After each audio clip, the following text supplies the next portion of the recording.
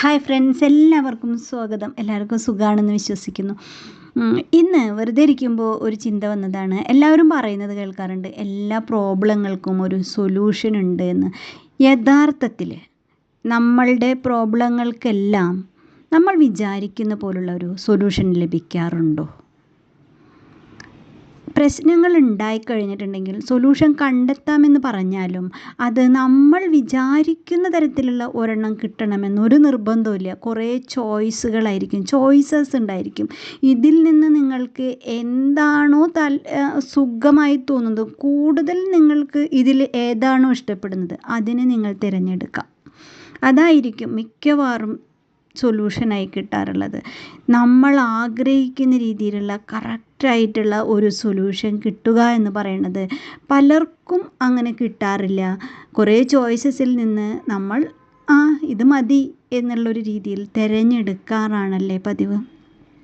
അതാണ് ആക്സെപ്റ്റ് ചെയ്യുക നമ്മൾ പറയാറില്ലേ. ചില നഷ്ടപ്പെടലുകളെ നമ്മൾ അതേപോലെ ആക്സെപ്റ്റ് ചെയ്യേണ്ടതായിട്ട് വരും. ചില ചോയ്സസുകൾ ഉണ്ടാവും, അതിനെ തിരഞ്ഞെടുത്തുകൊണ്ട് നമ്മൾ സമാധാനപൂർവ്വം ഇരിക്കേണ്ടതായിട്ട് വരും.